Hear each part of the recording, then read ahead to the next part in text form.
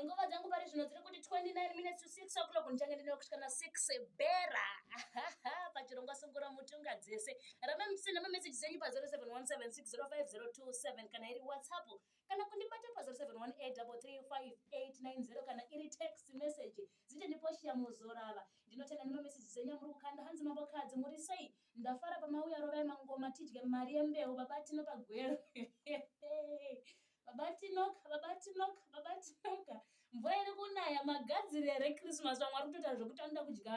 mari yembeu izvozviso vachina gone sungura tengiso mazvikanzi musesi posha ndikelvin pamurima musaina musina kundiroverawo tonga imo yekuti hurungudo zvikanzi posha apo panoti first farai wandigonera chaiko kunge Man City ndiwe zhira kumataga tengiso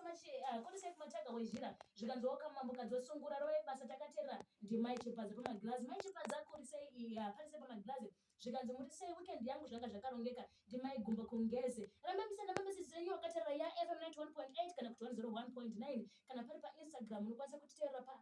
ya FM Zim kana iri Twitter ya FM Zim zvakare kana iri Facebook ya FM ndatanga kurovera ikamba kubva kuna First Farai hanzi simba racho ndoimba kuti kuzvi 2009 kana makanga muchifarira na First Farai mazuva yakanga achinesa ndo pakapinda kamba kakuti simba racho kakarira zvekurevesa zviya zvandorangana takanga tichikaona pa TV zvokuti ezomugidha yakungotanga so maitomhanyidza nekuti maiziva kuti katobuda ndobva ndazokuplayera ikamba kakapedzera kuburisa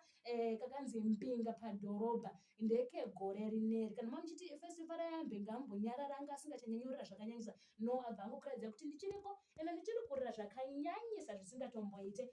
ramba wakabatana nekuchitaura neni uchingondudza kuti zvapapi magadzirire raumana touya here kuzodya musi wekisimusi nekuti mazuva ndo atosodera nguva iri kufamba sei